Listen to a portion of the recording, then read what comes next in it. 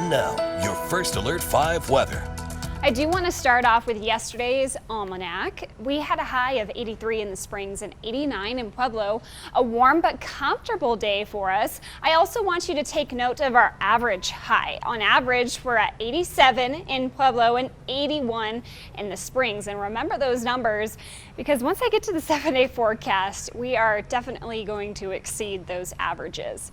By the way, I also want to note that yesterday in Death Valley, California, it was 122 degrees, and the lowest temperature in the country yesterday was 23 degrees in Utah. And it's kind of ironic because Utah is also going to see triple-digit heat this afternoon, and that's because a dome of high pressure is centered over the western U.S., and it's going to stay there for several more days. We're kind of in this blocking pattern where the jet stream is way up north, and this ridge of high pressure isn't going to be breaking down anytime soon, so that leaves some dangerous heat across the western U.S. Where you see an orange hue, that's a moderate heat risk.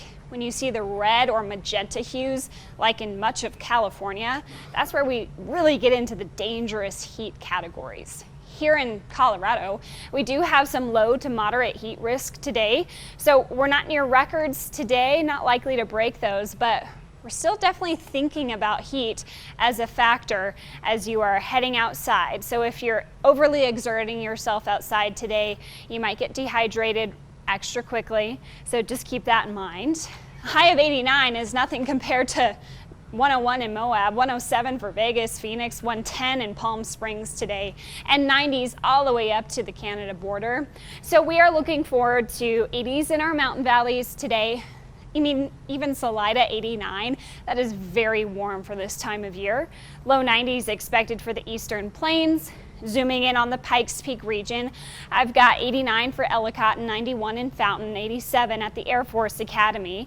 And along the Arkansas River, you'll find 90s today, so certainly feeling like summertime still.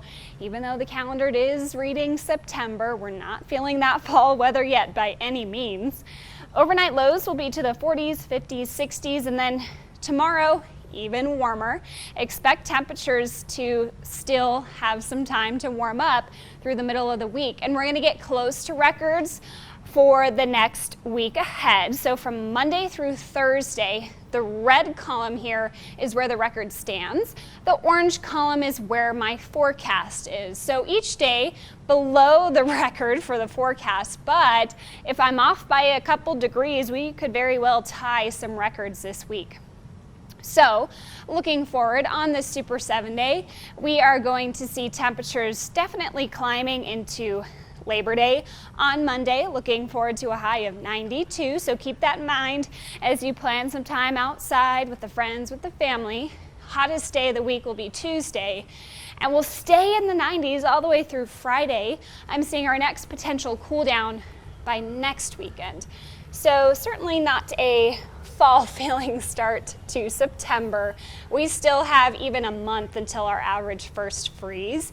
So in Pueblo, we're looking forward to 96 by Labor Day. It's going to be a quick warm up that day. By 2 o'clock, already to 93. 99 for Tuesday, and then mid-90s for the rest of the week, and very little chance of rain. Over Canyon City, we're looking at sunshine for the next 7 days. We're going to cool down into next Saturday back to the 80s, but until then, middle 90s for you. And finally for Woodland Park, 80s for the next 5 days. This is unusually warm for us. And then finally, chance of some moisture, and the cooler air will return by next weekend, but that still weighs out, Patrick, and a lot could change in that time. Yeah, we know this is a big travel weekend, so a lot of people probably heading back sometime tomorrow. It looks like they really just need to plan for the heat of the day. It doesn't look like storm-wise there's maybe too much to worry about, but maybe an early start or an evening drive would be a little cooler. Just, blasting that AC is the main factor in the western U.S. Okay, thank you, Alex.